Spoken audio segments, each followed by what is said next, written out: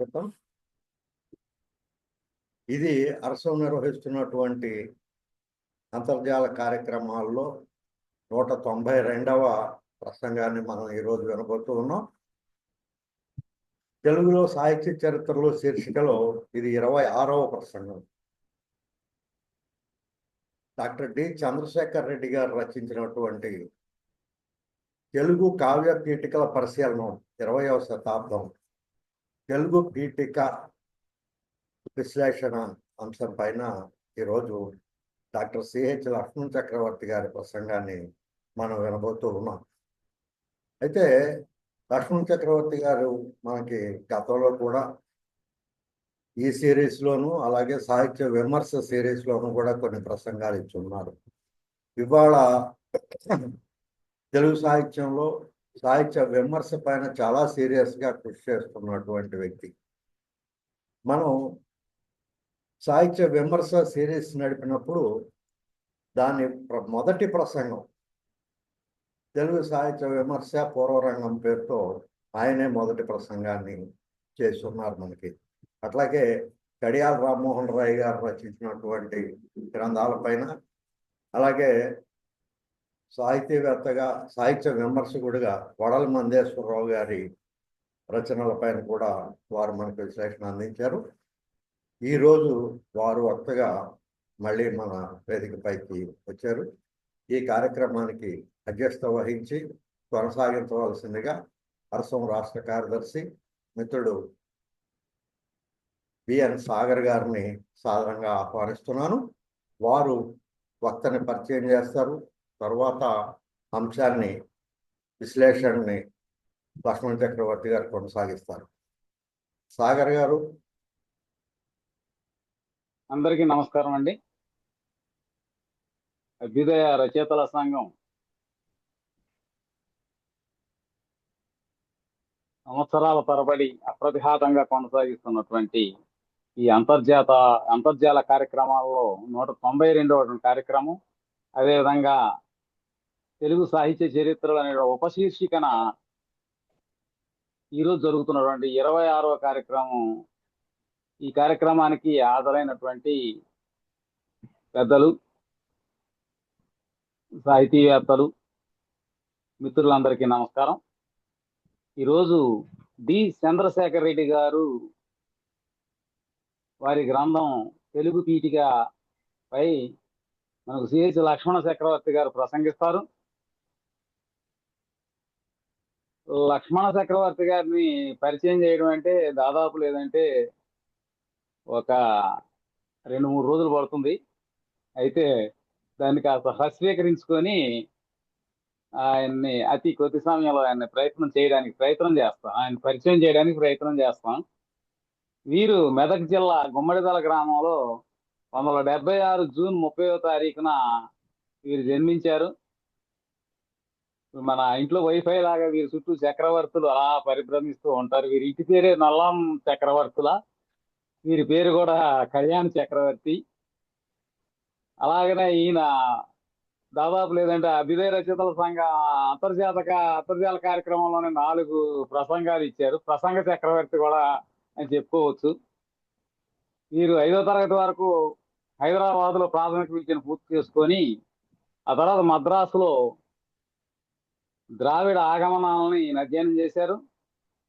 ఆ తర్వాత ఆంధ్ర సారస్వత పరిషత్తులో విశారద BA literature పూర్తి చేసుకొని ఉస్మానియా యూనివర్సిటీలో ఎంఏ, ఎంఫిల్, పిహెచ్డీలు ఈయన పూర్తి చేశారు. ఆ తర్వాత హైదరాబాద్ దోమలగూడలో ఉన్నటువంటి ఆంధ్ర విద్యాలయ కాలేజీలో 14 సంవత్సరాలు వీరు అధ్యాపకులుగా పనిచేశారు. ప్రస్తుతం వీరు తెలంగాణ యూనివర్సిటీలో తెలుగు శాఖాచార్యులుగా పనిచేస్తూ ఉన్నారు. వీరు కర్మయోగ విలాసం, లక్ష్మణరేఖ, వ్యాసచక్రం, కవిత్వానుసంధానం, నవ్య సాంప్రదాయ సాహిత్యం, ప్రాచీన కాలంలో అధికార భాషగా తెలుగు, ప్రతిబింబం, షట్చక్రం లాంటి అనేక గ్రంథాలను వీరు వెలువరించారు. అదేవిధంగా వీరికి మహర్షి బాదరాయణ వ్యాస సమ్మాన్ నుంచి, పొట్టి శ్రీరాములు యూనివర్సిటీ నుంచి, అట్లాగనే కొలకలూరి భాగీరథమ్మ పురస్కారం, సహృదయ సాహితీ పురస్కారం లాంటి అనేక పురస్కారాలు వీరిని వరించాయి. వీరు ఈరోజు డి చంద్రశేఖర్ రెడ్డి గారి తెలుగు పీఠిక గ్రంథంపై ప్రసంగిస్తారు. వారిని ప్రసంగించవలసిందిగా కోరుతా ఉన్నా. నమస్తే.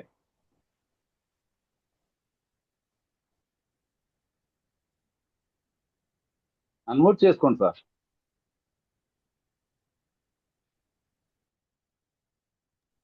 నా ప్రసంగ సమయం 50 నిమిషాల.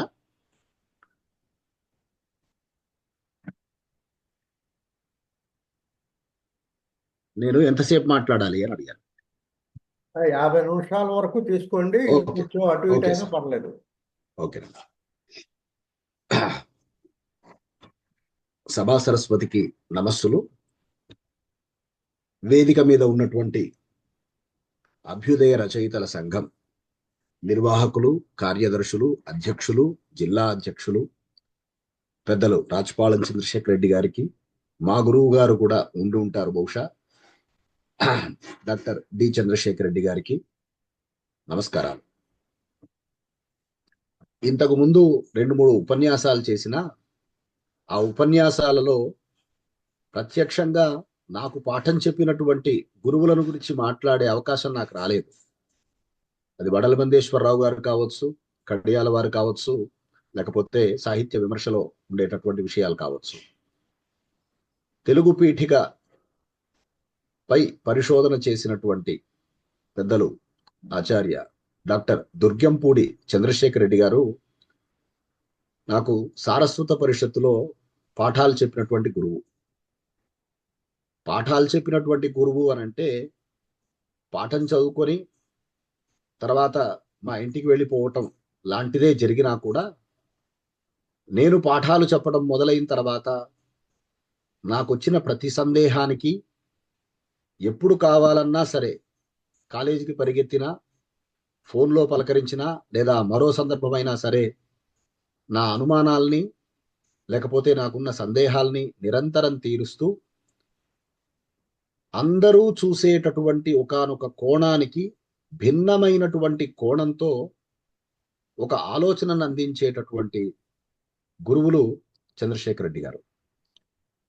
అట్లా వారి దగ్గర చదువుకున్న 4 ఏళ్లు పక్కకు పెడితే ఆ తరువాత 20 ఏళ్లలో చదువుకున్నదే ఎక్కువ.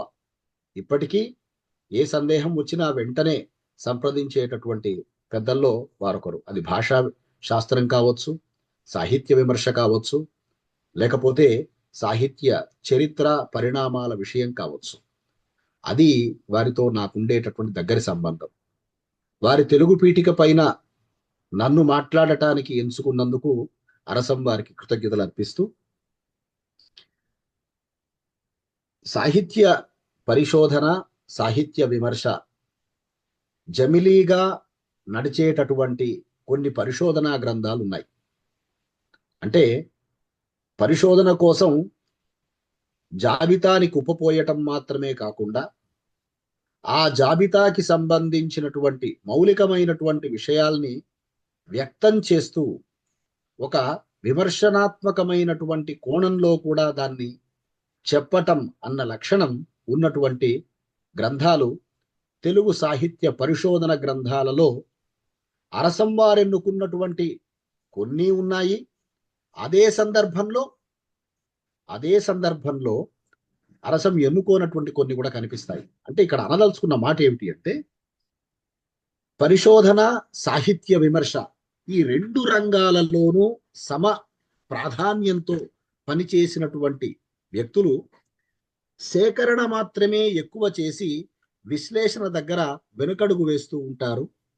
లేదా విశ్లేషణ బాగా చేసినటువంటి వాళ్ళు ఒక్కొక్కసారి సేకరణ విషయంలో వెనుకడుగు పడుతూ ఉంటారు. కానీ చంద్రశేఖర్ రెడ్డి గారి ఈ పరిశోధన గ్రంథం ఎంత సేకరణ ఉన్నదో అంతటి విశ్లేషణ, అదే సందర్భంలో మౌలికంగా ఏ విషయాలని ప్రస్తావించాలనో వాటిని స్పష్టంగా ప్రస్తావించినటువంటి ఒకానొక గ్రంథం. సాహిత్య చరిత్రల యొక్క క్రమ పరిణామంలో దీన్ని మాట్లాడుతున్నాం కాబట్టి నిజం చెప్పాలి అనంటే ఇంతకు ముందు ఉన్నటువంటి కొన్ని గ్రంథాలు ఒక ధోరణిని, విప్లవ ధోరణులు గంగాధర్ గారిది, లేకపోతే ముత్యం గారి శ్రీకాకుళ ఉద్యమ సాహిత్యం, ఇవన్నీ గ్రహించినప్పుడు అవి సాహిత్య చరిత్రలో ఒక పార్శ్వాన్ని మాత్రమే, ఒక ధోరణిని మాత్రమే, ఒక ఉద్యమాన్ని మాత్రమే తడిమినటువంటి గ్రంథాలైతే, తెలుగు పీఠిక నన్నయ్య కాలం నుంచి తాను పరిశోధన చేసినటువంటి కాలం దాకా, అంటే 1980ల దాకా, 80-85 దాకా ఆయన ఆ మొత్తం కాలాన్ని, సాహిత్య పరిణామాన్ని పరిశోధనాంశంగా ఎన్నుకున్నారు. ఇక్కడ గమనించాల్సిన విషయం ఏమిటి అనంటే, తెలుగు పీఠిక సరిగ్గా అర్థం చేసుకుంటే వారు సేకరించినటువంటి, విశ్లేషించినటువంటి పీఠికలని మాత్రమే ఒక వరసలో పెట్టినా సరే అదొక సాహిత్య విమర్శ, చరిత్ర గ్రంథం అవుతుంది. అట్లాంటి అంశం ఎన్నుకున్నారు తెలుగు పీఠిక. అయితే ఇక్కడ ప్రాచీన సాహిత్యం అవతారిక పేరుతో చెప్పినటువంటి పీఠికకి, ఆధునిక సాహిత్యంలో పాశ్చాత్య ప్రభావంతో సాహిత్య విమర్శ, వచన రచనలు ప్రారంభమైన తర్వాత వచ్చినటువంటి పీఠికకి మధ్య కొంత తేడా ఉన్నది. ఉన్నా అవతారికగా చెప్పబడేటటువంటి పీఠికలో ఉండేటటువంటి అంశాలు ఏమిటి, ఆధునిక యుగంలో వచ్చినటువంటి పీఠికల యొక్క లక్షణం ఏమిటి అని ఎన్నుకున్నారు. చాలా గమ్మత్తైన విషయం ఏమిటి అనంటే, ఆ పీఠికకి సంబంధించిన అంశాలు ఎన్నుకున్నప్పుడు 4 వాక్యాలతో ఉండేటటువంటి పీఠిక మొదలుకొని 40 పేజీలు, 100 పేజీల దాకా ఉండేటటువంటి పీఠికల దాకా ఉన్నాయి. అంటే ఒక కవి లేదా రచయిత రాసినటువంటి ఒకానొక రచనకి అభిప్రాయంగా చెప్పబడే 4 మాటల దగ్గర నుంచి ఆ పుస్తకాన్ని అనేక కోణాలలో విశ్లేషించేటటువంటి విస్తృతమైనటువంటి పీఠిక దాకా అనేక పీఠికలు ఉన్నాయి. అంటే సాహిత్యంలో ముద్రితమైన ప్రతి పుస్తకాన్ని గురించి మాట్లాడేటటువంటి ఒకానొక పరిశోధనాంశాన్ని ఎన్నుకోవటమే వారి ధైర్యాన్ని సూచిస్తోంది. సాధారణంగా మనం ఏదైనా ఒక అంశం ఎన్నుకుంటే ఎక్కడో దగ్గర ఒక పరిధిని నిర్మించుకునే అవకాశం ఉన్నది.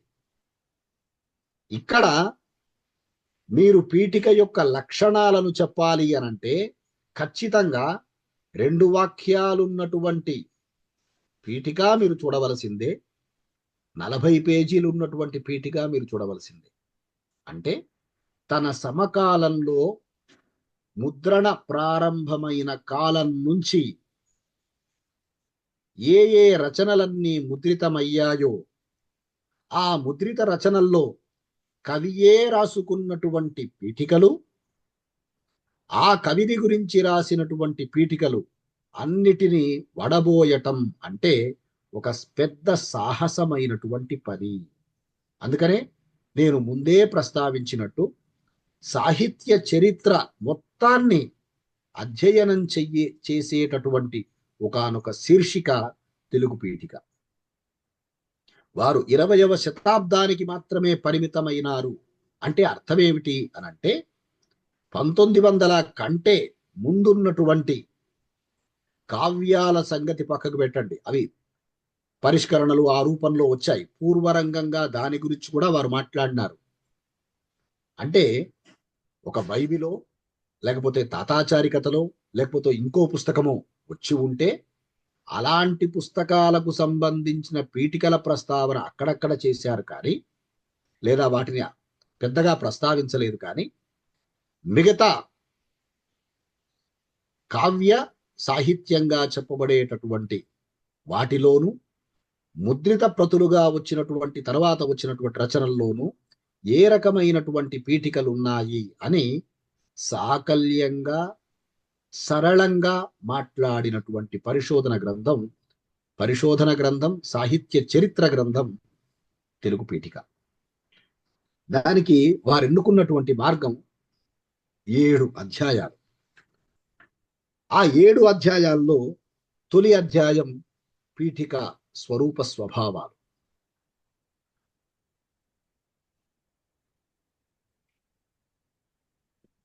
పీఠిక స్వరూప స్వభావాలను గురించి మాట్లాడుతుంది. ఆ తరువాత పీఠిక ఉత్పత్తి వికాసాలు పూర్వరంగం, ఆ తరువాత ఉత్తర రంగం. ఉత్పత్తి వికాసాలని 2 భాగాలుగా చేసుకోవటంలోనే పరిశోధకుడిగా వారి ఆలోచన విధానం కనిపిస్తుంది. దాని వెనుక సూపర్వైజర్ గారి ఆలోచన, కె రంగనాథాచార్యుల వారి యొక్క ఆలోచన రీతి ఇవన్నీ ఉంటే ఉండవచ్చు గాక, కానీ ఆ చర్చ వాటిని అంగీకరించి వాటిని సమన్వయించుకొని చెప్పేటటువంటి సందర్భంలో పీఠికని వారు 2 భాగాలుగా విభజించుకున్నారు. ఒకటి పూర్వరంగము, 2 ఉత్తర రంగం.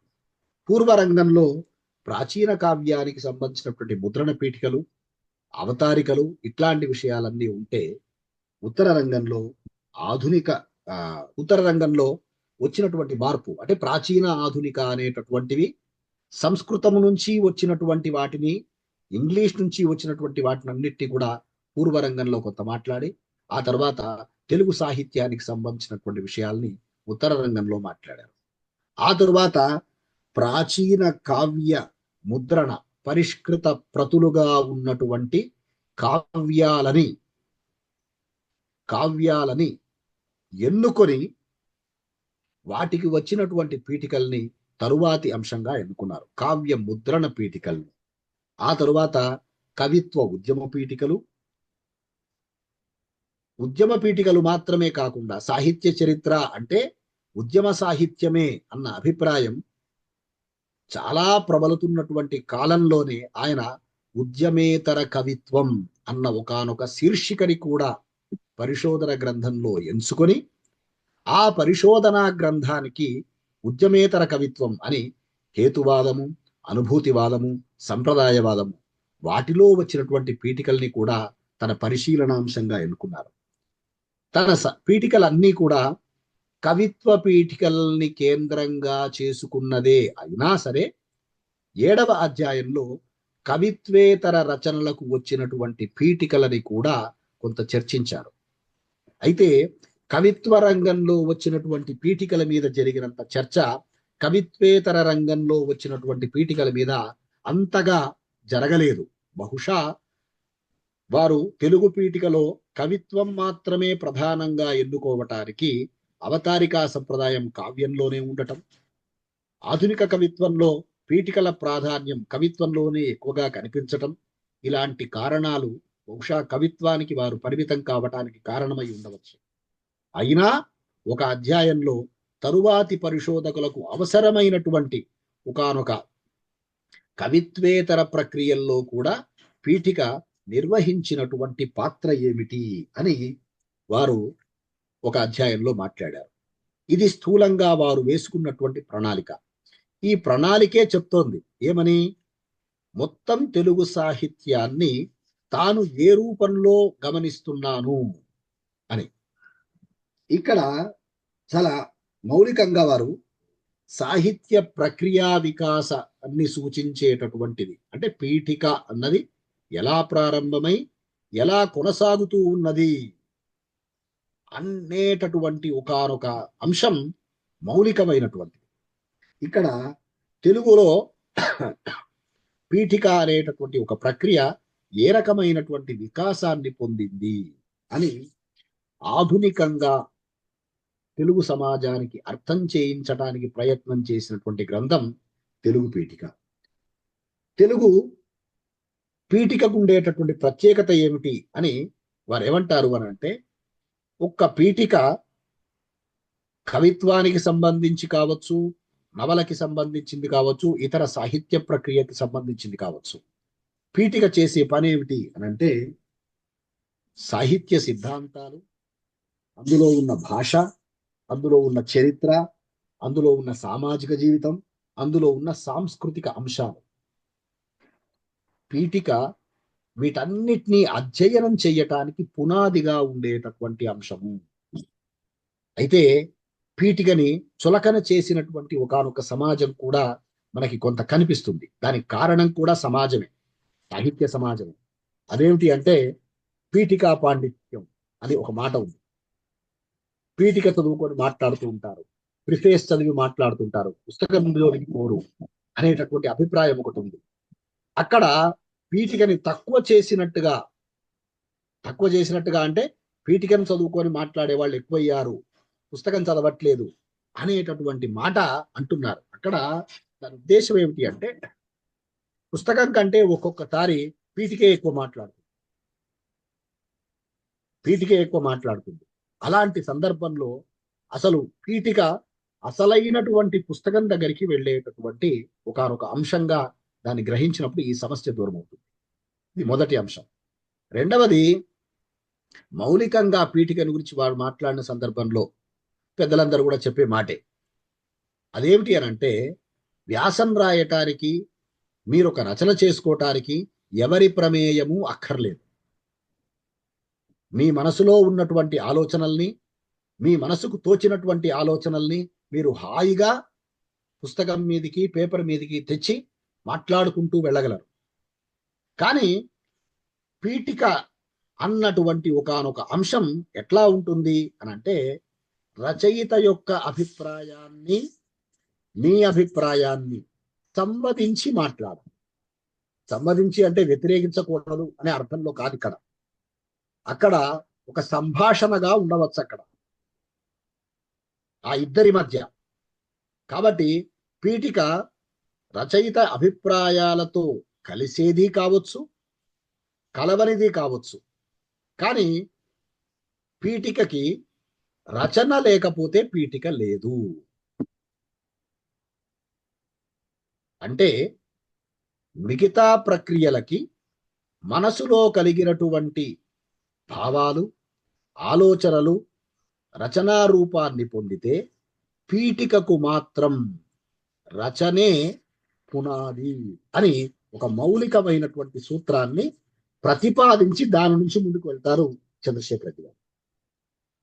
ఇది చెప్పడానికి ప్రత్యేకంగా పరిశోధన ఏం అవసరం లేదు కదండి. అంటే ఇక్కడ అర్థం చేసుకోవాల్సింది ఏమిటి అని అంటే మన అభిప్రాయాలకి, మన ఆలోచన విధానాలకి, మన చింతనకి దూరంగా ఉన్నటువంటి ఒకానొక గ్రంథం మన దగ్గరికి పీఠిక రాయమని వచ్చినా అప్పుడు ఆ రచనని చూసినప్పుడు కలిగినటువంటి భావాలు, ఆలోచనల్ని వ్యక్తం చేయటానికి ఆ రచన పునాది అవుతుంది. కాబట్టి వైయక్తికమైనటువంటి అభిప్రాయాల కంటే కూడా పీఠికకి రచయిత రచనలో చూపించినటువంటి అభిప్రాయాలు ప్రధానంగా ఉన్నాయి అని ఒక విషయం చెప్తారు. ఈ మాట వారు ఎందుకు అన్నారు అని కొంచెం జాగ్రత్తగా ముందుకు వెళితే ఏమనిపిస్తుంది అంటే అసలు పుస్తకాన్ని వదిలిపెట్టిన పీఠికలు కూడా ఉన్నాయి. వాళ్ళ ధోరణిలో వాళ్ళు, వాళ్ళ అభిప్రాయంలో వాళ్ళు చెప్పుకుంటూ వెళ్ళిపోయినటువంటి పీఠికలు కూడా మనకు కనిపిస్తూ ఉన్నాయి. వాళ్ళ దృక్పథాలని పరిచయం చేసుకున్న, వాళ్ళ కాన్సెప్ట్స్ ని చెప్పుకున్నటువంటి, వాళ్ళ భావనల్ని చెప్పుకున్నటువంటి పీఠికలు కూడా కనిపిస్తున్నాయి. కాబట్టి మొదటిలోనే వారి లాంటి మాట అనటం వెనక కారణం ఏమిటి అంటే అయ్యా పీఠిక రచయిత రాసినటువంటి రచనలో ఉన్నటువంటి సాహిత్య, సామాజిక, సాంస్కృతిక, భాషాపరమైనటువంటి లేదా రాజకీయపరమైనటువంటి అంశాలని వ్యక్తం చెయ్యాలి. కానీ ఆ రచయిత దృష్టిని, రచయిత ఆలోచనల్ని పక్కకు పెట్టి మనదైన అభిప్రాయాల్ని చెప్పుకుంటూ వెళ్ళటం పీఠికల్లో కూడా కనిపిస్తున్నాయి. కాబట్టి పీఠికకి పునాది రచనే అని మొదటగానే చెప్పవలసినటువంటి అవసరం ఏర్పడింది అనిపిస్తుంది. అందుకనే వారు అలాంటి ఒక అభిప్రాయాన్ని చెప్తారు. ఆ తర్వాత అక్కిరాజు ఉమాకాంతం గారు లాంటి వాళ్ళు ఉపోద్ఘాత అధికరణం పేరుతో 25-30లోనే ఆ టైంలోనే ఈ ఉపోద్ఘాతాలు ఎక్కువై ఏం చేస్తున్నాయి అన్న ఒక నిరసనని కూడా వ్యక్తం చేశారు. వాటన్నిటినీ మనసులో పెట్టుకొని విషయ చర్చ లేదా విషయ విమర్శ చేసే మంచి ఉపోద్ఘాతాలని అందరూ అంగీకరిస్తారు. అది అక్కిరాజు ఉమాకాంతం కూడా అంగీకరించారని చెప్తూ ఆబ్జెక్టివ్ స్టడీగా ఉండేటటువంటి సాహిత్య విమర్శ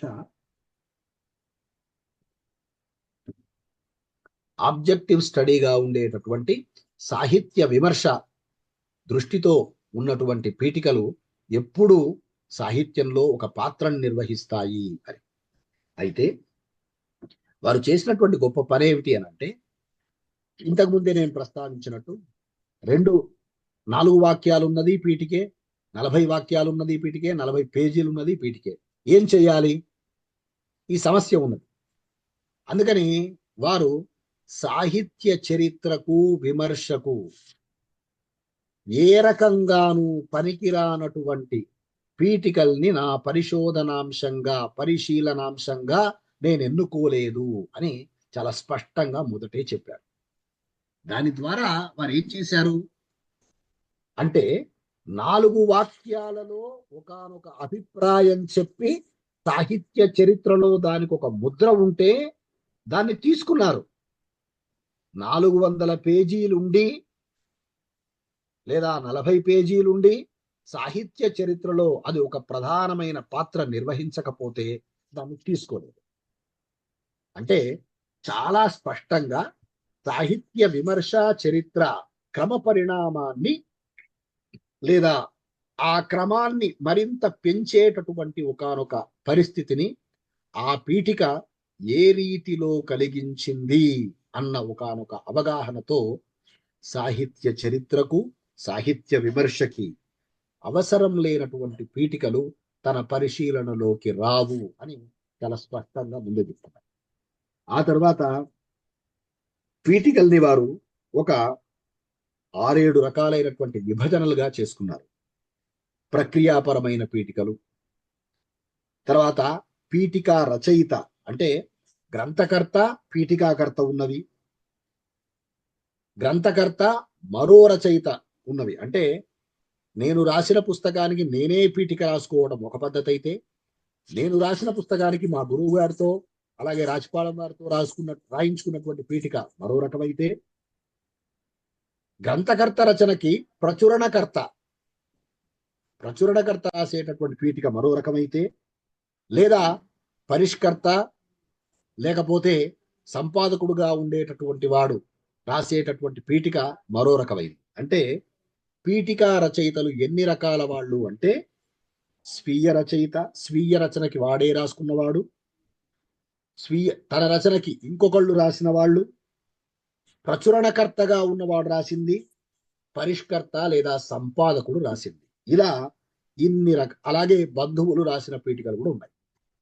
అంటే పీఠికాకర్త ఎవరు, పీఠికలో ప్రక్రియ ఏమిటి, పీఠికాకర్త ఎవరు అన్న తర్వాత పీఠికలలో ఉండే సాహిత్య సిద్ధాంతాలు, సామాజిక అంశాలు లేదా సిద్ధాంతాలు ఏమిటి అన్నప్పుడు వాటిని చెప్పేటటువంటి క్రమంలో ప్రాచీన సాహిత్యానికి రాసేటటువంటి పీఠికలు ఎలా ఉండేవి, ఆధునిక సాహిత్యానికి రాసేటటువంటి పీఠికలు ఎట్లా ఉండేవి అనుకున్నప్పుడు, రచన రచయిత అంటే దాంట్లో ఉండే అంశాలు ఏమిటి అంటే, రచన రచయిత పరిచయం, రచయితకు హితబోధ చేసేవి, గుణదోషాలను చెప్పేవి, ఒక దృక్పథంతో రచనను చూసేవి, పీఠికాకర్త స్వవిషయం చెప్పకపోతే చెప్పటం, పీఠికాకర్త స్వవిషయం చెప్పుకోవటం, రచనా ప్రణాళికను చర్చించేవి.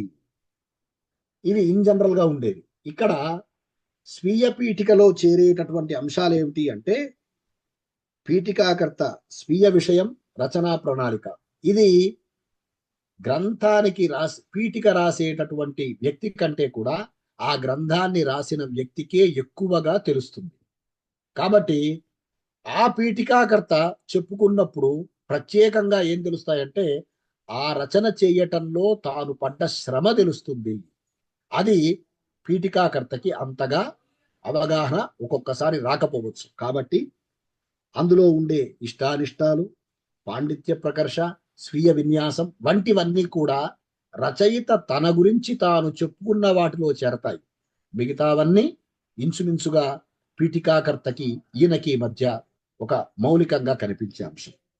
ఆ తరువాత పీఠిక రూపం ఎట్లా ఉండాలి అంటే పద్యం ఉండవచ్చు, గద్యం ఉండవచ్చు, సంభాషణాత్మకంగా ఉండవచ్చు అని కొన్ని రకాలుగా విభజించారు.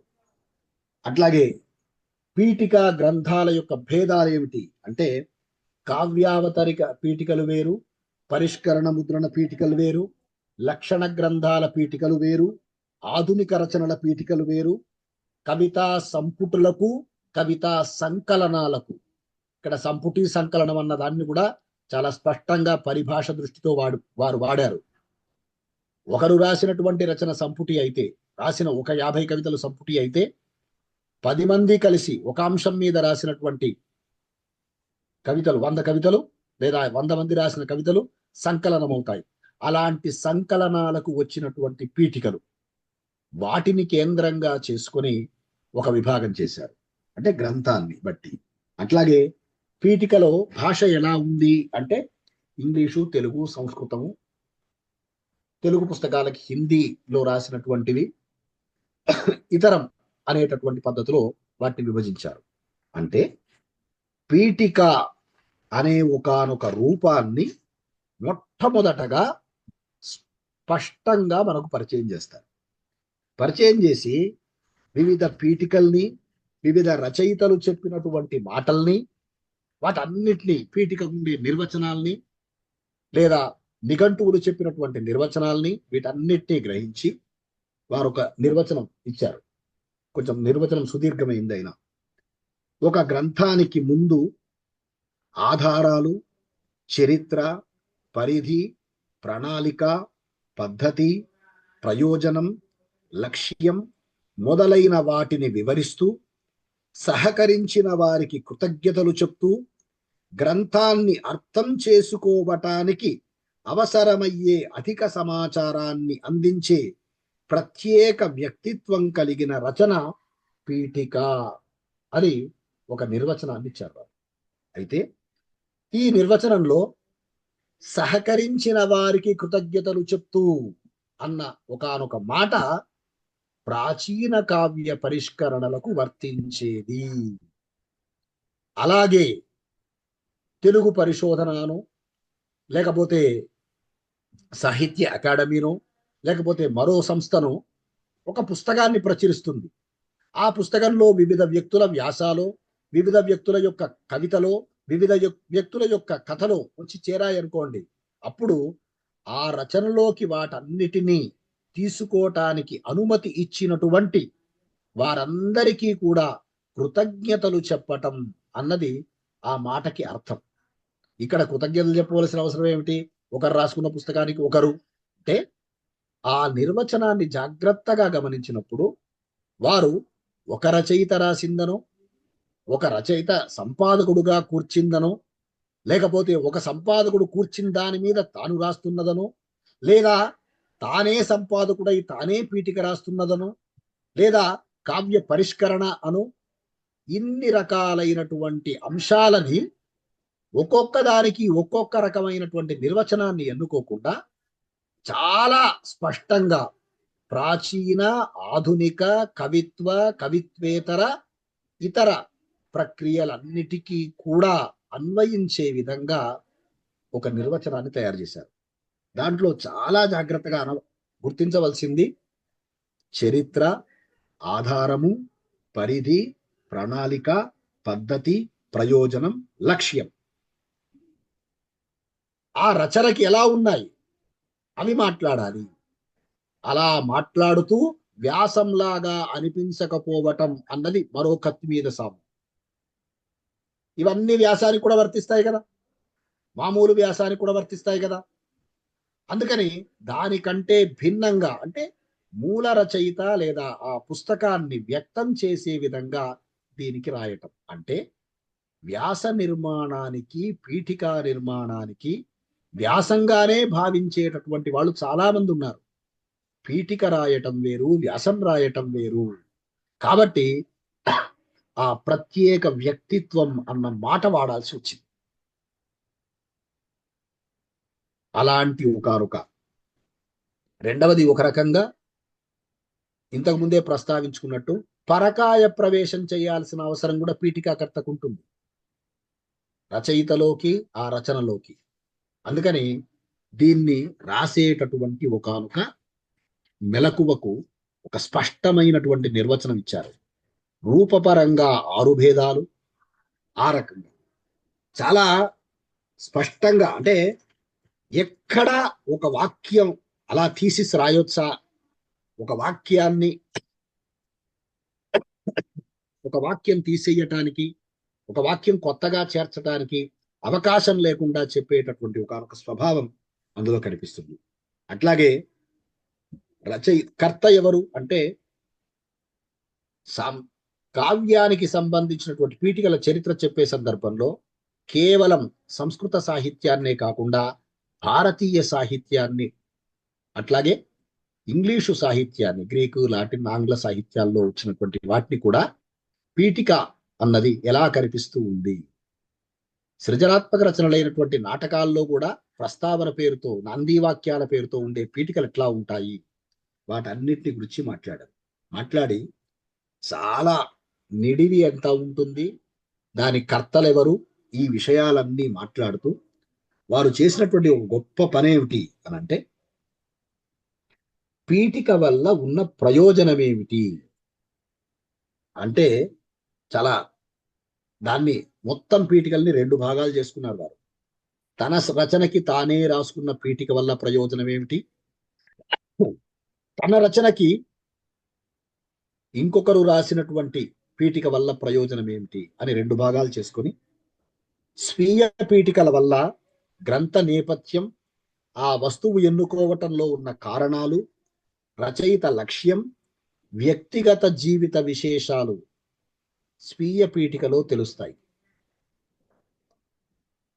ఇతరులు రాసిన పీఠికల్లో అంటే భిన్న పీఠికల్లో గ్రంథం యొక్క చారిత్రక నేపథ్యం, గ్రంథ విషయము, గ్రంథం యొక్క సమీక్ష, గ్రంథం యొక్క లక్ష్యమేమిటి, ఆ కవి కాలమేమిటి, అతని వ్యక్తిత్వం ఏమిటి, అతని జీవితము, శైలి, విషయం ఏమిటి, పరిష్కరణ, గ్రంథ ప్రశంస. ప్రాచీన ఆధునిక కావ్యాల్ని, పీఠికల్ని రెండింటిని కేంద్రంగా చేసుకొని గ్రంథ విషయాన్ని 2 భాగాలు చేసేశారు. మనకు మనమే రాసుకున్న పీఠికలు, మన రచనకి ఇంకొకరు రాసిన పీఠికలు. ఇప్పుడు ఈ సందర్భంలో మనం మన పీఠికకి మనమే రాసుకున్న దానికి చారిత్రక ప్రాధాన్యం ఏముంటుంది, సాహిత్య విమర్శలో అది నిర్వహించే పాత్ర ఏమిటి, ఇలాంటి సందేహం మనకు వస్తుంది. అలాంటి పీఠికల్ని నా పరిశోధనాంశానికి ఎన్నుకున్నాను కదా అని. అయితే ఇక్కడ అర్థం చేసుకోవలసింది ఏమిటి అనంటే, ఇతరులు రాసినటువంటి పీఠికలో ఏదైనా వాద వివాదాలకి, చర్చోపచర్చలకి అవకాశం ఉండటం సాహిత్య చరిత్రకి, విమర్శకి ప్రధానమైతే, స్వీయ పీఠికలు ఆ రచన పుట్టిన నేపథ్యాన్ని మిగతా వారి కంటే రచయితే స్పష్టంగా చెప్పుకోగలడు కాబట్టి ఆ రకమైనటువంటి అంశం సాహిత్య చరిత్రకి దోహదం చేస్తుంది. అలాంటి దోహదం చేసేటటువంటి అంశాలని స్వీయ పీఠికలుగా చూపించి వాటిని పరిశోధనాంశంగా ఎన్నుకున్నారు. ఆ తరువాత గ్రంథానికి పీఠిక అట్లాంటిది అన్నాం. ఆ తర్వాత బాలకాండలో ఇంకో మౌలికమైనటువంటి అంశం ఉంది. అదేంటి అంటే, పీఠికలు ముందు రాస్తారా, తరువాత రాస్తారా? ఇప్పుడంటే తర్వాత రాయిస్తున్నాం అనేటటువంటి ఒకనొక చర్చ ఉంది. అసలు పీఠిక అవతారిక లేనటువంటి నాచన సోముడి లాంటి కావ్యాలు కూడా ఉన్నాయి, ఉత్తర హరివంశం లాంటి కావ్యాలు కూడా. దాని స్వభావం ఏమిటి, ఒకడు రాస్తే మరొకడు అవతారిక రాసినటువంటి విషయాలు, ఇలాంటివన్నిటినీ మనసులో పెట్టుకొని ప్రాచీన కావ్య అవతారికలకు సంబంధించినటువంటి విషయాన్ని రామాయణం ఆధారంగా, వాల్మీకి రామాయణం ఆధారంగా కూడా మాట్లాడతారు. మొదటి 4 సర్గలు తరువాత రాయబడినవేమో అనేటటువంటి, ఏమిటి వారికి స్పష్టమైన అభిప్రాయం, తరువాత రాయబడినవి అని. ఇందులో ఇంకో మౌలికమైనటువంటి విషయం ఏమిటి అంటే, సరే పీఠికలు ఇవాళ కావ్యాల్లో కనిపిస్తున్న, తెలుగు కావ్యాల్లో కనిపిస్తున్న దానికి కారణం ఏమిటి అంటే, ఫ్యూడల్ వ్యవస్థకి సంకేతంగా తెలుగు పీఠికల యొక్క వికాసం లేదా ఇదంతా జరిగింది అని. దాంట్లో చాలా మౌలికమైనటువంటి విషయం ఏమిటి అంటే, మనస్తత్వం ఆధారంగా కావ్యావతారికలు పీఠికల్ని విశ్లేషించటం. మనస్తత్వం ఏమిటి ఇక్కడ, సైకాలజీ ఏమిటి అని అనిపిస్తుంది. అంటే ఒక సుదీర్ఘమైనటువంటి 1000-2000 పద్యాలతో ఒక సుదీర్ఘమైన రచన ఒక కవి చేస్తూ ఉన్నప్పుడు పాఠకుడిని వాడు ఏం చదువుతున్నాడు అన్న ఒకానొక భ్రమలో పెట్టి 2000 పద్యాలు చదివించటం సరికాదు. కాబట్టి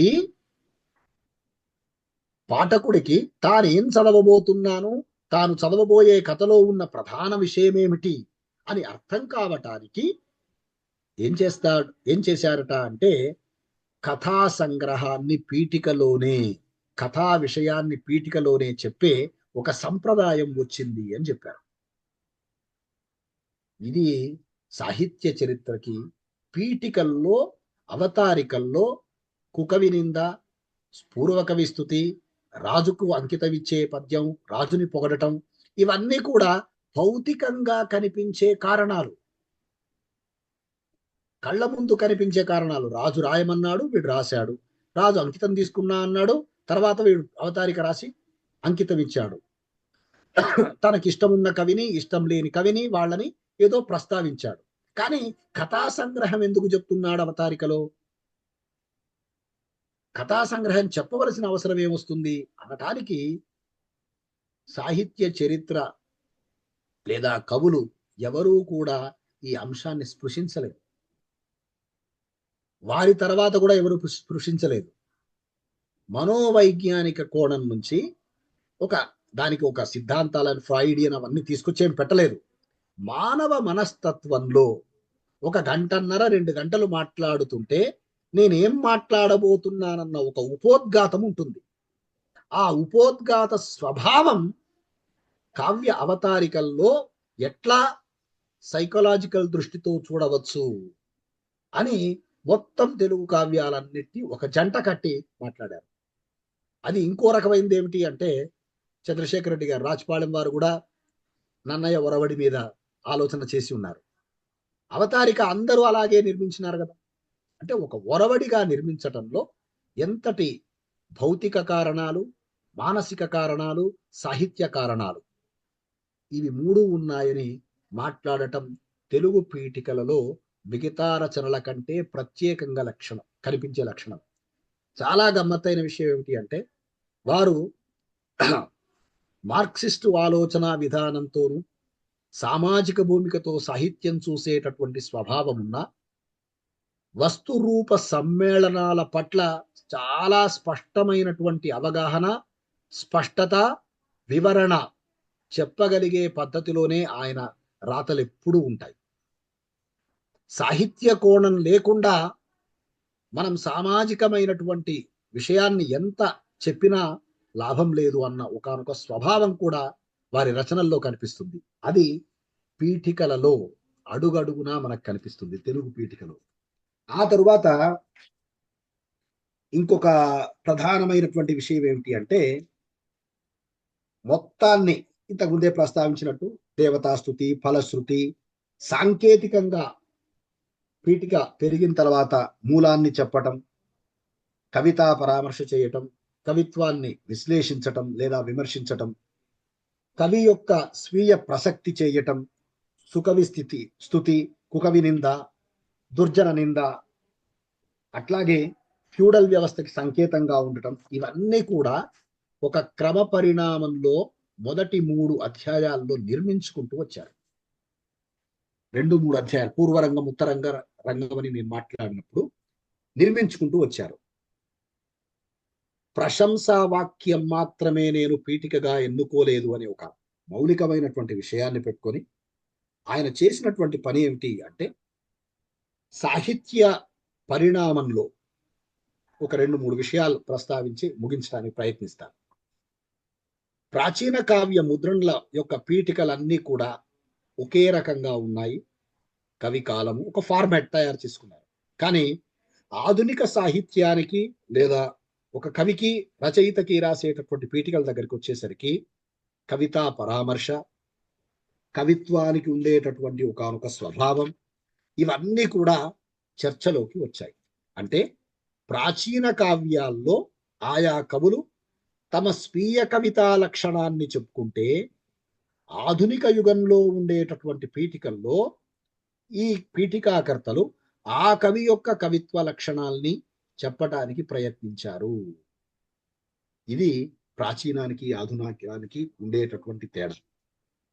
ఆ తరువాత వారు చేసిన మరో ప్రతిపాదన, తెలుగు కావ్య పీఠికలు ఫ్యూడల్ వ్యవస్థకి సంకేతం అని చెప్పేటప్పుడు, అని ఊరుకోలా చెప్పేటప్పుడు ప్రభువుకి కావ్యానికి లేదా కథానాయకుడికి ప్రభువుకి అంటే అంకితం తీసుకునేవాడికి ఏ రకమైన సంబంధాలు ఉన్నాయి, ఏ రకమైనటువంటి వ్యవస్థలు ఉన్నాయి, వీటన్నిటిని గురించి కూడా మాట్లాడుతూ అవతారికలు అలా పెరగటం వెనక చాలా మంచి మాట ఒక ఆలోచన ఏం చేస్తారు అంటే, సంస్కృతంలో క్షత్రియులే రాజులుగా ఉన్నటువంటి కావ్యాలు లేదా రచనలు ఉన్నాయి.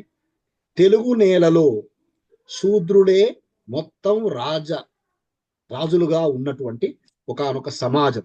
కాబట్టి ఆ రాజులకి మేము ఫలానా వాళ్ళలాగా అని చెప్పుకోవలసిన అవసరం ఎక్కువగా ఉండటం వల్ల ఆ స్వభావం ఈ కవుల యొక్క స్థుతి పెరగటానికి కారణమయ్యింది అని ఒక మౌలికమైనటువంటి ఆలోచన చేస్తారు. అదే సందర్భంలో వారు ఒక అంశం అంటారు, అంగిరిబౌడి కావ్యము అర్హము కాదు అని అప్పకవి మాటల్ని ఉదహరిస్తూ, మొల్లా చేమకూరల కవి లాంటి వ్యక్తుల యొక్క కర్తృత్వ వివాదాలు ఎక్కువగా కనిపిస్తాయి. కృష్ణదేవరాయల లాంటి వాళ్ళ దగ్గర కర్తృత్వ వివాదాలు ఎక్కువగా కనిపిస్తాయి. దానికి కారణం కూడా ఈ దృష్టితో ఆలోచించవలసి ఉంది అంటారు. చాలా గమ్మత్తైన విషయం ఏమిటి అంటే, అప్పకవి ఈ మాట మాట్లాడేటటువంటి కాలానికంటే ముందే బ్రాహ్మణేతర వర్గంగా చెప్పబడేటటువంటి కవులు చాలా మంది ఉన్నారు. అయినా ఆయన ఆ మాట అనడానికి సరే కారణాలు వేరే ఉన్నాయి. వేరే అంటే నా ఉద్దేశం చేమకూర వెంకట కవి ప్రస్తావన ఇట్లాంటివన్నీ ఉన్నాయి. కానీ గమ్మత్తైన విషయం ఏమిటంటే, ఈ వివాదాలు కామినేని మల్లారెడ్డి మీద, గోన బుద్ధారెడ్డి మీద, ఆ తర్వాత సింగ భూపాలుడి మీద, రాజులుగా అంటే రాజ్యాన్ని పరిపాలించగలిగేటటువంటి ఇవాళ అగ్రవర్ణంగా చెప్పబడేటటువంటి వాళ్ళ మీద రాలేదు. ఇది ఒక డిస్కోర్స్ లాగా కనిపిస్తుంది. కాబట్టి ఈ పీఠికలని ప్రస్తావించే సందర్భంలో ఫ్యూడల్ వ్యవస్థకి సంకేతం అనటానికి ఒక చారిత్రకమైన కారణాన్ని, సాహిత్యపరమైనటువంటి కారణాన్ని, సామాజికమైన కారణాన్ని, మూడింటిని ఒక నేపథ్యంగా చేసుకొని పీఠికల్లో అలాంటి స్వభావం ఉండటానికి గల కారణాల్ని, సంస్కృతాన్ని, తెలుగుని రెండిటి మధ్య పీఠికల్లో వచ్చినటువంటి తేడాని వ్యక్తం చేస్తూ విశ్లేషణ చేస్తూ వారు ఈ విషయాన్ని ప్రతిపాదించారు. ఆ తరువాత ఇంకో ప్రధానమైనటువంటి విషయం ఏమిటి వారు చేసినటువంటి పనుల్లో అంటే, తెలుగు సాహిత్యానికి ఉద్యమ కవిత్వంగా చెప్పబడే దాంట్లో సరే వారు దిగంబర కవిత్వాన్ని కూడా ఒక ఉద్యమంగా భావించి చెప్పారు. అది ఉద్యమమా ధోరణ ఇట్లాంటి చర్చలన్నీ తర్వాత రోజుల్లో మనకు కనిపిస్తాయి. అభ్యుదయ సాహిత్యము, విప్లవ సాహిత్యము, దిగంబర కవిత్వము అంతకు ముందు ఉండేటటువంటి వాటిలో కనిపించేటటువంటి పీఠికలన్నీ కూడా ఉద్యమ సాహిత్యంలో కనిపిస్తే, ఆ తరువాత ఉద్యమేతర దాంట్లో హేతువాదము, సంప్రదాయవాదము, అనుభూతివాదము కనిపిస్తాయి. హేతువాదం దృష్టిలో త్రిపురనేని రామస్వామి చౌదరి గారిది అసలు సరైన హేతువాదమేనా అన్న ఒక చర్చ కూడా చేస్తారు వారి పీఠికల ఆధారం. వారిది బ్రాహ్మణ పౌరోహిత్యపు వ్యతిరేకత కాదు వారిది. బ్రాహ్మణ పౌరోహిత్యానికి సంబంధించిన వ్యతిరేకతే తప్ప పౌరోహిత్యం మీద వ్యతిరేకత కాదు అనే ఒక ఆలోచనతో ఆయనకి బ్రాహ్మణ ద్వేషమే కనిపిస్తుంది తప్ప హేతువాద దృష్టి అంతగా లేదు, ఉండవలసినంత లేదు అని రాహుల్ సాంకృత్యాయన్ ఇట్లా కొంతమంది చారిత్రకంగా హేతువాద దృష్టితో ఆలోచించిన వాళ్ళకి వీరికి మధ్య ఉండేటటువంటి తేడా ఏమిటి అని మాట్లాడుతూ ఆ పీఠికల ఆధారంగానే వ్యాఖ్యానిస్తారు. ఆ తరువాత ఈ మొత్తం సిద్ధాంత గ్రంథంలో తెలుగు అవతారికలన్నీ కూడా సంస్కృతీకరణకు గురయ్యాయి అన్నది ఒక మౌలికమైనటువంటి ప్రతిపాదన. ఇక్కడ సంస్కృతీకరణకు గురయ్యాయి అన్నది వారు 90లు 80ల్లో రాసినప్పుడు మొత్తం తెలుగు సాహిత్యాన్ని అంచనా వేసుకొని కల్చరలైజేషన్ అన్న అర్థంలోకి తీసుకొచ్చారు. కానీ పీఠికలో తొలి సందర్భంలో, అంటే పీఠిక పుస్తకంలో రాసినప్పుడు తొలి 2-3 అధ్యాయాల్లో సంస్కృతీకరణ అన్నప్పుడు సంస్కృత ప్రభావము అనే అర్థంలోను, ఆ తర్వాత మనం గమనించినప్పుడు కల్చరలైజేషన్ అనేటటువంటి ఒకానొక పద్ధతిలోనూ తెలుగు పీఠికల యొక్క పరిణామం అంతా కనిపిస్తుంది అని ఒక ప్రాచీన కావ్యాల పీఠికల్ని కేంద్రంగా చేసుకొని మాట్లాడేటటువంటి సందర్భం మనకు కనిపిస్తుంది. అట్లాగే వివాదాస్పదమైనటువంటి పీఠికలు, నగ్నముని కొయ్యగుర్రానికి చేకూరు రామారావు గారు పీఠిక రాస్తూ ఇదే తొలి మహాకావ్యం, ఆధునిక తొలి కావ్యం, ఇలాంటి లక్షణాల వల్ల, అంటే నా దేశం నా ప్రజలలో మీరు చెప్పినటువంటి రచనలోనే, శేషేంద్ర శర్మ రాసిన ఆ రచనలోనే ఈ లక్షణాలన్నీ కనిపిస్తూ ఉంటే మీరు కొయ్యగుర్రాన్ని ఎట్లా మొట్టమొదటి ఆధునిక మహాకావ్యం అంటారు అని సిద్ధాంత గ్రంథంలో చర్చ చేశారు. ఇక్కడ నేను వారి దృక్కోణాన్ని గమనించమని, మార్క్సిస్ట్ కోణంతోనో లేకపోతే తాను ఆలోచిస్తున్నటువంటి కోణంలోనో ఈ శేషేంద్ర శర్మని ఇక్కడ తీసుకొచ్చి పెట్టాలి అని సైడ్ చేసి ఇవాళ సాహిత్య చరిత్రలో కానీ, సాహిత్య విమర్శలో కానీ, సాహిత్య సమాజంలో కానీ ఒకే వర్గం వాళ్ళని వాళ్ళు తోసుకుంటూ పోవటం, లేదా అదే క్రమంలో ఉండేటటువంటి వాళ్ళనే తమ సిద్ధాంత గ్రంథాల్లో లేదా తమ ఆలోచనల్లో ప్రస్తావించుకుంటూ పోయేటటువంటి ఒకానొక సమాజం పెరుగుతూ ఉన్నది. అలాంటి ఒకానొక లక్షణం లేనటువంటి స్థితి తెలుగు పీఠికలో మనం గమనించవచ్చు.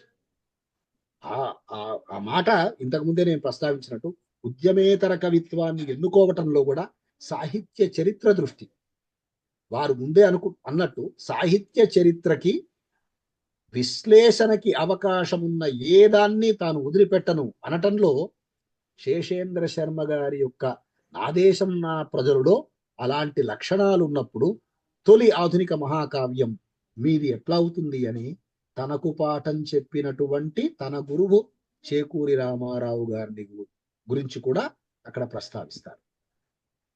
భాషాశాస్త్రం పాఠాలు విన్నారు అంటే ఇట్లా ఈ గ్రంథాన్ని గురించి మాట్లాడేటప్పుడు వారు ఎన్నుకున్నటువంటి ఒకానొక ఫ్రేమ్ జాగ్రత్తగా గమనించి, వారు ఇచ్చిన పాద సూచికల్ని జాగ్రత్తగా చూసుకుంటూ వెళ్తే 2 వాక్యాలున్నటువంటి పీఠిక దగ్గర నుంచి 180 పేజీలు 140 పేజీలు ఉన్నటువంటి పీఠికల దాకా ఆ పుస్తకాల పేర్లు ఇచ్చారు. ఏముందండి ఆ పుస్తకం తీసేది, ఇందులో 2 వాక్యాలే ఉన్నాయని చెప్పేది కదండి, ఏముంది అందులో అని అంటారు ఎవరన్నా. కాదది. ప్రతి పుస్తకంలోనూ పీఠిక యొక్క నిడివిని నిర్ణయించుకోవటం కోసం ఆయన పడినటువంటి శ్రమ అట్లా ఉంది. అట్లాంటి ఒకానొక కేంద్రంగా అలాంటి ఒకానొక స్వభావాన్ని తీసుకొని తెలుగు పీఠిక పైన మొత్తం తెలుగు సాహిత్య పరిణామాన్ని, తెలుగు సాహిత్యం యొక్క ఆలోచన విధానాన్ని పీఠిక ఏ రీతుల్లో వ్యక్తం చేసుకుంటూ వచ్చింది, ఏ రీతుల్లో అంచనా వేసుకుంటూ వచ్చింది అన్నది వారు ప్రధానంగా మాట్లాడినటువంటి అంశం.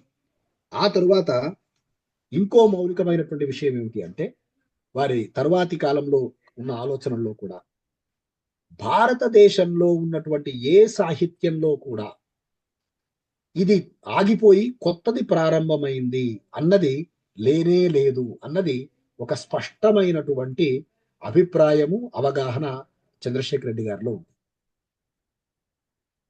దానికి అనేక ఉదాహరణలు వారు చెప్పగలరు. ఇక్కడ ఆధునిక పీఠికలకి సంబంధించినటువంటి ఒకానొక పద్ధతి ప్రాచీన సాహిత్యంలో ఉన్న పీఠికల్లోనే ఉంది. ప్రాచీన సాహిత్యంలో ఉన్న పీఠికలు అంటే అవతారికలు ప్లస్ వాటికి వచ్చినటువంటి ముద్రణ పీఠికలు, వాటిలోనే కావ్యావతారికల్లోనే అలాంటి లక్షణం మనకి కనిపిస్తుంది. అంటే ఆయన పీఠిక, ప్రిఫేస్, ప్రొలాగ్, ఫార్వర్డ్ ఇలా ఫోర్వర్డ్ ఇలా అనేక రకాలైన పేర్లతో ఇంగ్లీషు సాహిత్యం నుంచి వస్తుంది అనే అభిప్రాయాలున్నా చాలా స్పష్టంగా ఆయన ఆధునికమైనటువంటి పీఠికల యొక్క పునాది ప్రాచీన సాహిత్యంలోనే ఉంది అని ఒక స్పష్టమైన అభిప్రాయాన్ని చెప్తారు. ఇది మౌలికంగా గమనించవలసిన విషయం. అంటే కవితా ధర్మాలు కానీ, కవితా లక్షణాలు కానీ, కావ్య ప్రశంస కానీ, కవి స్తుతి కానీ, మరొకటి కానీ, వీటన్నిటినీ అవతారికలే వ్యక్తం చేశాయి. వాటి యొక్క కొనసాగింపు ఈ సాహిత్యంలో కనిపిస్తుంది అన్నది మౌలికమైనటువంటి అంశం. ఆ తరువాత ఇవి ఆధునిక సాహిత్యంలో వచ్చినటువంటి పీఠికల మీద ఎట్లా ప్రభావాన్ని చూపిస్తున్నాయి అన్నది ఒక మౌలికమైనటువంటి ప్రతిపాదన. ఆ తరువాత పీఠికల్లో ఏంటి ప్రధానంగా ఉండేది అనేటటువంటి చర్చించేటటువంటి సందర్భంలో వారు ఇవాళ 80ల తరువాత అనేక రకాలైనటువంటి స్త్రీవాద ఉద్యమానికి సంబంధించిన నిర్వేగాలు, చిక్కనవుతున్న పాట, పదునెక్కిన పాట, పొక్కిలి, మత్తడి ఇలాంటి ప్రాంతీయ అస్తిత్వ ఉద్యమాలతోనూ ఇంకో రకంతోనూ వచ్చినటువంటి పీఠికలను ఏవి తీసుకున్నా కూడా ఈ పీఠికల యొక్క లక్షణాన్ని భిన్నంగా, ఈ పీఠికల యొక్క విషయాన్ని భిన్నంగా విశ్లేషించినటువంటి, వివరించినటువంటి పీఠికలు లేవు. అంటే పీఠిక ఇప్పటికీ కొత్త రూపాన్ని, కొత్త రకమైన దాన్ని సంతరించుకోలేదు. అయితే వారి కాలానికంటే, పరిశోధన కంటే ముందే చేతనావర్తం లాంటి పీఠికలు, అందులో పీఠిక కాదు, నేను 1-2 సందర్భాల్లో చేతనావర్తం పీఠికలు ఇందులో చర్చించలేదు సార్ మీరు అని అడిగితే అప్పుడేమి నా అమాయకత్వాన్ని మన్నించారు. తరువాత రోజుల్లో ఒకసారి మాత్రం సార్ మీరు ఏం అనలేదు దాని గురించి అంటే, అందులో పీఠికలు ఎక్కడ ఉన్నాయా, వెనుక మాటలు కదా అన్నారు. అంటే మొత్తం పుస్తకం తరువాత చివరిక భూమిక పేరుతో సుప్రసన్న గారు తొలి సంపుటికి రాస్తే, అనుశీలన పేరుతో కోవెల సంపత్ కుమారాచారి గారు రెండవ సంపుటికి రాశారు. అవి రెండు కూడా పుస్తకం అయిపోయిన తర్వాత ఉన్న మాటలు. మరి ఆ పుస్తకం తరువాత ఉన్న మాటల్ని ఏ మాటతో పిలవాలి?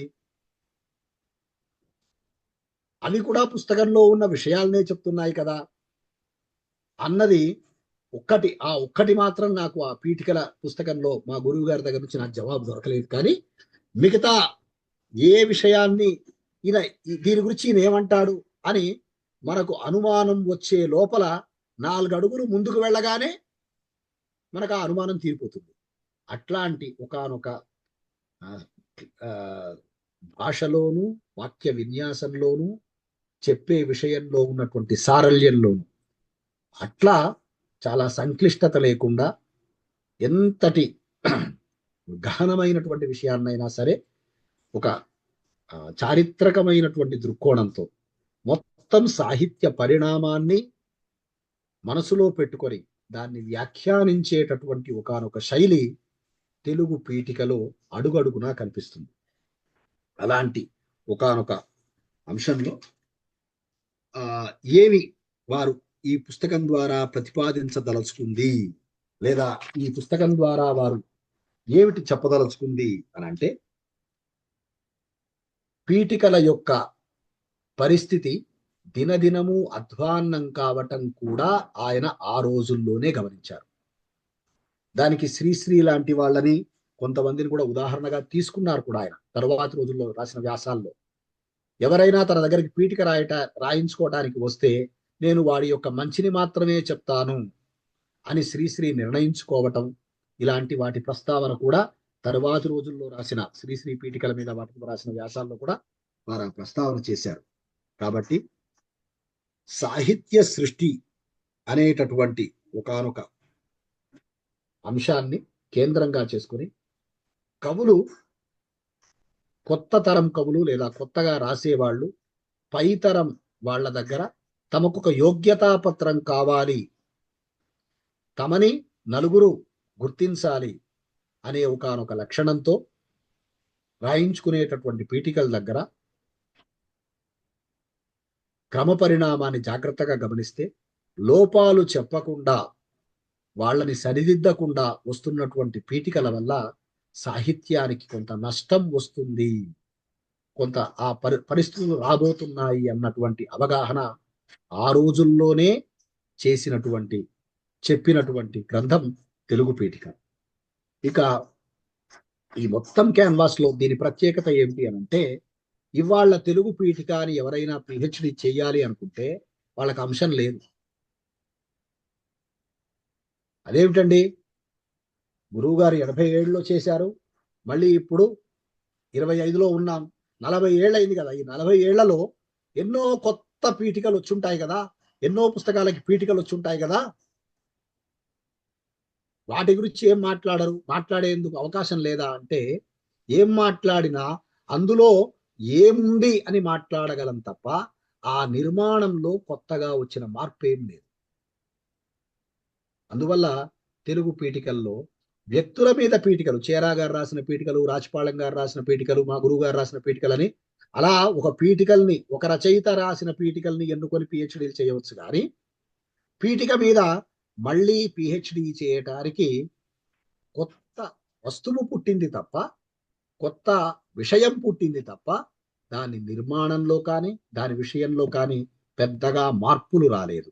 అయితే గురువు గారి కాలానికే ఉన్న తరువాతి కాలంలో విస్తృతమైంది ఒకటేమిటి అని అంటే, జిల్లా కవితా సంకలనాలు, జిల్లా కథా సంకలనాలు వస్తున్నప్పుడు వాటికి రాస్తున్నటువంటి పీఠికలు సంపాదకుడుగా ఉన్నవాడు రాస్తున్నాడు పీఠిక. వాటిని గురించి కూడా గురువుగారు ప్రస్తావించారు. అంతకంటే వైతాళికులు లాంటి సంకలనాలు, ఇంకొన్ని సంకలనాలు, హిరణ్య గర్భ లాంటి సంకలనాలు ఆ రోజుల్లో వచ్చాయి. సంపాదకుడే పీఠిక రాస్తున్నటువంటి కొన్ని సంకలనాల గురించి వారు ప్రస్తావించినారు. ఇటీవలి కాలంలో వర్గము, దృక్పథము, ప్రాంతము ఆధారంగా కొన్ని పీఠికలు వస్తూ ఉన్నాయి. వాటిని రూపపరంగా పెద్ద మార్పులేం లేవు, కానీ విషయపరంగా అక్కడక్కడ సంపాదకుడే పీఠికాకర్త అయితే ఎలా ఉంటుంది అన్నది ఒకానొక పద్ధతి ఇటీవలి కాలంలో కనిపిస్తుంది. అయితే కె రంగనాథాచార్యులు గారు లాంటి వాళ్ళు పీఠికలు రాస్తున్నప్పుడు అది పీఠిక కాదు, సంపాదకీయము కాదు, అందులో ఉన్న వ్యాసాలకి కొత్త జోడింపులాగా ఉండేటటువంటి పద్ధతిలో కూడా రాసినవి మనకు కనిపిస్తాయి. వీటన్నిటిని బట్టి చూసినప్పుడు ఈ 40 ఏళ్లలో వచ్చిన పీఠికలు వస్తుపరంగా, విషయ వాద వివాదాల పరంగా చెప్పే అవకాశాన్ని కల్పించే పరిశోధనలు వచ్చే అవకాశం ఉంది. కానీ పీఠికా స్వరూప స్వభావాలను గురించి మరేదైనా మాట్లాడేటటువంటి అవకాశము లేని విధంగా దాని స్వరూప స్వభావాల్ని చర్చించినటువంటి గ్రంథం తెలుగు పీఠిక. అదే సందర్భంలో నేను మొదటే ప్రస్తావించినట్టు తెలుగు పీఠికల్ని కొన్నిటిని జాగ్రత్తగా, ప్రాచీన కావ్యముద్రణ పీఠికలు ఉన్నాయి, జాగ్రత్తగా వాటన్నిటినీ ఒక క్రమంలో పెట్టుకుంటూ వస్తే ప్రాచీన సాహిత్య చరిత్ర అవగాహన వస్తుంది. అట్లాగే ఆధునిక సాహిత్యానికి సంబంధించిన పీఠికల్ని మనం పెట్టుకుంటూ వస్తే ఒక క్రమ పరిణామంగా ఉండేటటువంటి సాహిత్య చరిత్ర యొక్క అవగాహన వస్తుంది. అయితే ఏ పీఠిక ఎన్నుకోవాలి అన్నదే సమస్య. ఎందుకంటే ఒకరిది ఎన్నుకుంటే ఇంకోళ్ళది ఎన్నుకోలేదు, నాది ఎందుకు తీసుకోలేదు అని భావించేటటువంటి సాహిత్య సమాజం పెరిగింది కాబట్టి ఆ సమస్య వస్తుందేమో. కానీ అలా ఒక క్రమ పరిణామాన్ని కేంద్రంగా చేసుకుని వచ్చేటటువంటి సాహిత్య పీఠికల్ని గురించి అధ్యయనం చేయటానికి వారు జాబితాలో ఇచ్చిన కొన్ని పీఠికల్ని అలా ఒక వరుసలా పెట్టుకుంటూ వస్తే ప్రాచీన ఆధునిక సాహిత్య చరిత్ర నిర్మాణం అవుతుంది అని విశ్వసిస్తూ ఇంతటి మంచి అవకాశాన్ని ఇచ్చినటువంటి అభ్యుదయ రచయితల సంఘం వారికి నా జ్ఞానాన్ని ఎంతో కొంత నిరంతరం పెంచుతూ తమ ఆలోచనలతో నన్ను ముందుకు నడిపిస్తున్నటువంటి ఇద్దరు చంద్రశేఖరులు ఇక్కడే ఉన్నారు ఇవాళ. వారిద్దరికీ నమస్కారాలు తెలుపుతూ కృతజ్ఞతలు. ధన్యవాదాలండి లక్ష్మణ చక్రవర్తి గారు. ఈరోజు డి చంద్రశేఖర్ రెడ్డి గారి తెలుగు పీఠిక మీద అద్భుతమైన ప్రసంగాన్ని మా అంతర్జాల సమావేశానికి అందించారు. ఈ సందర్భంగా మీకు ప్రత్యేక ధన్యవాదాలు తెలియజేస్తున్నాం అభ్యుదయ రచయితల సంఘం తరఫున. అట్లాగనే ఈ అంశానికి పరిమితమై ఎవరైనా సమయానుకూలంగా మాట్లాడవలసిందిగా కోరుతాం. చంద్రశేఖర్ రెడ్డి గారిని రెస్పాండ్ అవ్వమనండి. సార్ చంద్రశేఖర్ రెడ్డి గారు, దయచేసి మీరు కొంచెం మాట్లాడరా? వినిపిస్తోందా మీకు? వినిపిస్తోందండి. అంటే నేను మాట్లాడాల్సింది ఏమీ లేదు, చక్రవర్తికి అభినందనలు చెప్పడం తప్ప. ఏమైనా మీ ప్రశ్నలు ఏమైనా ఉంటే వాటికి సమాధానాలు చెప్పొచ్చు, కానీ స్థూలంగా పరిశోధన సిద్ధాంత వ్యాసానికి సంబంధించి ఆమూలాగ్రంగా చక్రవర్తి మాట్లాడాడు. చక్రవర్తికి అభినందనలు. మీరు తర్వాత స్పీకర్ని ఎవరన్నా అడగచ్చు.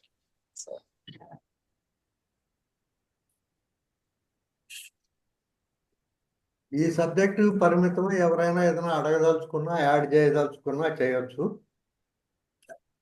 మిత్రులారా, రాజపాలెం గారు ఉన్నారు.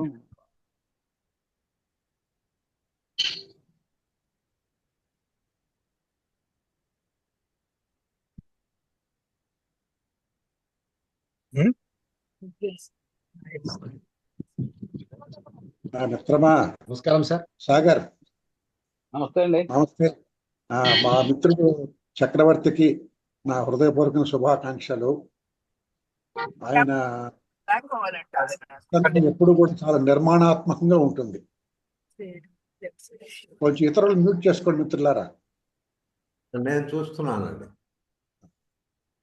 చక్రవర్తి ఏ అంశం మీద ప్రసంగించినా ఒక చక్కటి పరిశోధన ప్రణాళిక ఉంటుంది. ఇవాళ కూడా అది బాగా మనకు కనిపించింది. సాహిత్య విమర్శలో నేను ఇందాక ఒక అభిప్రాయం పెట్టాను కూడా. రాళ్లపల్లి పీఠికలు అనే గ్రంథానికి పీఠిక రాశారు ఆచార్య జీఎన్ రెడ్డి గారు. అందులో పీఠికల్ని సాహిత్య విమర్శలో భాగంగా చూడకపోవడం మనకు తెలుగులో ఇంకా కొనసాగుతున్న ఒక లోపం అన్నారు. డాక్టర్ డి చంద్రశేఖర్ రెడ్డి గారు ఆ పీఠికలను పరిశోధన చేసి పీఠికల గౌరవాన్ని కాపాడారు అని నేను అనుకుంటున్నాను. ఎందుకంటే విడిగా వ్యాసం రాసేవాడికి ఉన్నంత గౌరవము ముందు మాట పీఠిక రాసేవాడికి లేదు. చక్రవర్తి చెప్పినట్టుగా ఇందుకు పీఠిక కర్తలు కూడా కొంతవరకు కారణం.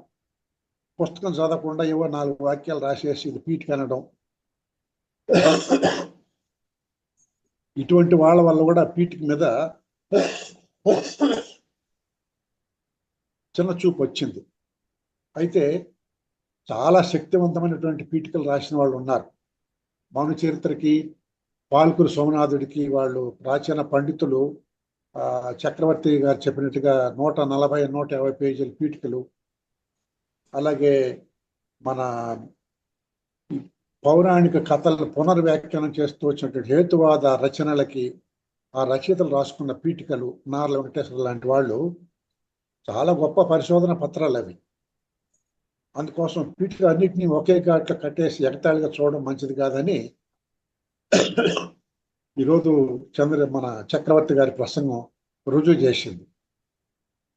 అయితే ఆయన చెప్పినట్టుగానే మన ప్రక్రియల మీద పరిశోధనలన్నీ, అంటే ప్రబంధము, నవల, కథానిక, నాటకము, పీఠికలు, విమర్శ, వీటన్నిటి మీద పరిశోధనలన్నీ కూడా దాదాపు 70 దగ్గర ఆగిపోయినాయి.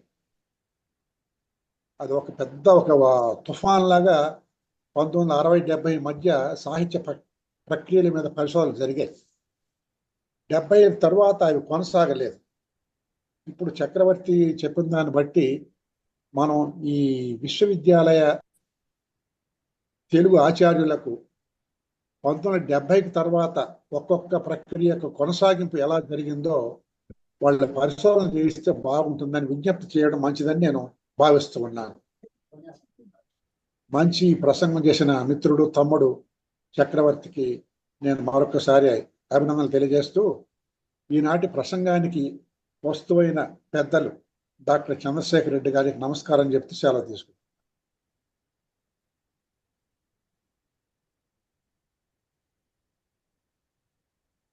మిత్రులారా, ఇంకెవరైనా రెస్పాండ్ అవుతారా?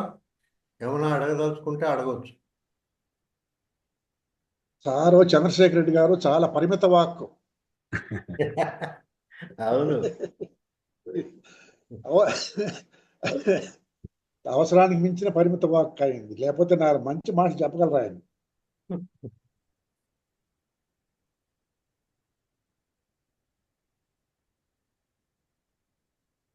సరే మిత్రులారా, ఎవరు హ్యాండ్ రైజ్ చేయలేదు. ఈ కార్యక్రమాన్ని మనం ముగించుకుందాం.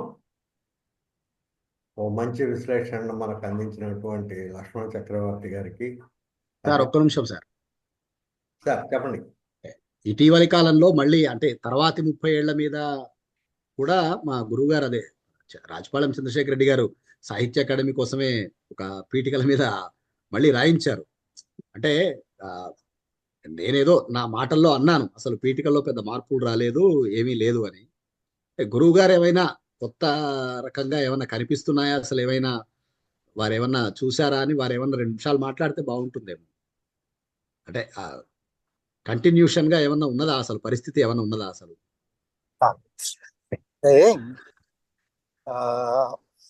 సాహిత్యం అనేది సమాజానికి భిన్నమైంది కాదు. వినిపిస్తుందా? వినిపిస్తాను సార్, మాట్లాడండి. కాబట్టి సమాజంలో ఏ మార్పులు వస్తాయో అవన్నీ సాహిత్యంలో కూడా వస్తూ ఉంటాయి. సమాజంలో చాలా తీవ్రమైన మార్పులు కనిపిస్తూనే ఉన్నాయి కదా. అటువంటిప్పుడు సాహిత్యంలో కూడా అటువంటి మార్పులు వస్తాయి.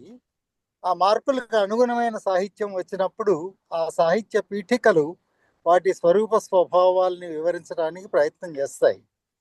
ముఖ్యంగా ఈ గత 30-40 ఏళ్లలో, 30 ఏళ్ళు అనుకోండి, 3 దశాబ్దాల్లో ఈ అస్తిత్వవాద ఉద్యమాలు విస్తృతంగా వచ్చాయి. అంటే వాటి ఉద్ధృతి అంత గొప్పగా ఉందా, వాటి నేపథ్యంలో చాలా గొప్ప సాహిత్యం వచ్చిందా లాంటి ప్రశ్నలు సాహిత్య పరిశోధకులు ఇంకా చర్చించాల్సినటువంటి అవసరం ఉంది. ఇప్పుడు ఈ తెలంగాణ వాదమే ఉంది, ప్రాంతీయ అస్తిత్వవాదం అంటున్నాము. ఈ ప్రాంతీయ అస్తిత్వవాదం వస్తే రాయలసీమకి, ఉత్తరాంధ్రకి కూడా వచ్చే అవకాశం ఉంది.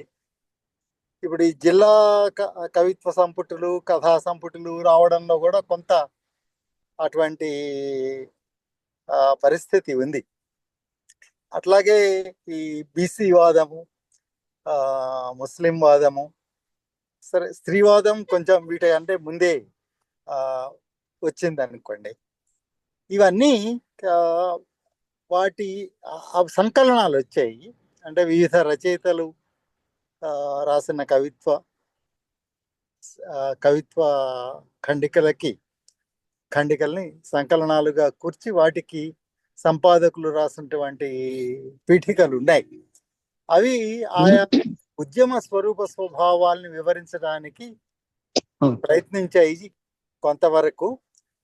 కానీ ఒకటి ఏది కూడా ఒక చారిత్రక దృష్ట్యా అసలు ఆ భావజాలం ఎట్లా మొదలైంది, ఎట్లా అభివృద్ధి చెందింది, దాని భవిష్యత్ ఏమిటి అనేది ఊహించే విధంగా ఉన్న పీఠికలు మాత్రం చాలా స్వల్పమే. కానీ ఉన్నంత వరకు వాటిని కూడా మనం చూడాల్సిందే, వాటి గురించి కూడా మాట్లాడుకోవాల్సిందే. అదే ఇటీవలే చంద్రశేఖర్ రెడ్డి గారి సెన్ కేంద్ర సాహిత్య అకాడమీ కోసం ఆధునిక సాహిత్య చరిత్ర రూపొందిస్తున్నారు కదా. అందులో భాగంగా పీఠిక గురించి నన్నే రాయమన్నారు. నేను ఈ 40 ఏళ్లలో వచ్చిన ఈ వాదాలన్నీ సాహిత్య చరిత్రలో ఏ విధంగా పీఠికల ద్వారా వెల్లడవుతున్నాయి అనేది కొంత చర్చించాను.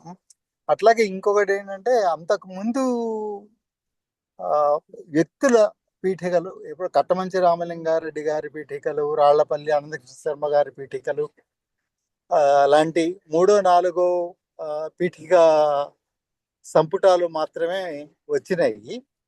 కానీ ఇటీవలి కాలంలో వీటి విస్తృతి కూడా పెరిగింది.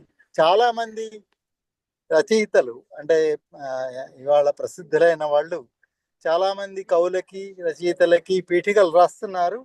వాటన్నింటినీ మళ్ళీ సంపుటాలుగా తెస్తున్నారు. కాబట్టి ఇప్పుడు చాలా మంది రచయితల పీఠిక సంపుటులు మనకు అందుబాటులోకి వస్తున్నాయి. ఇంతకుముందు అంటే మనం ఆ గ్రంథాలకు వెళ్ళి వాటి పీఠికలు చూడాల్సి వచ్చేది.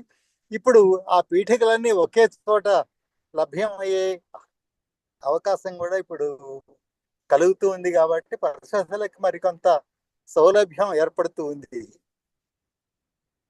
ఇంకా ఇందులో పరిశోధన అనేది ఏది కూడా ఒక దశలో ఇక్కడికి పూర్తయిపోయింది అనేది ఏమీ ఉండదు. ఇది అనంతమైంది.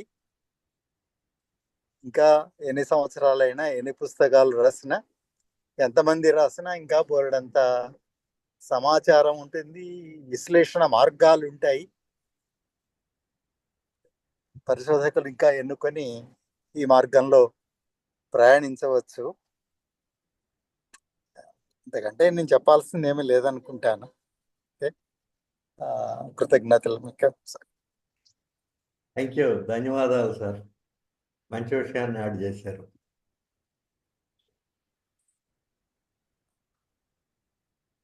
ఓకే, మన కార్యక్రమాన్ని ముగించుదాం. మిత్రులారా, ఓ మంచి ప్రసంగాన్ని అందించినందుకు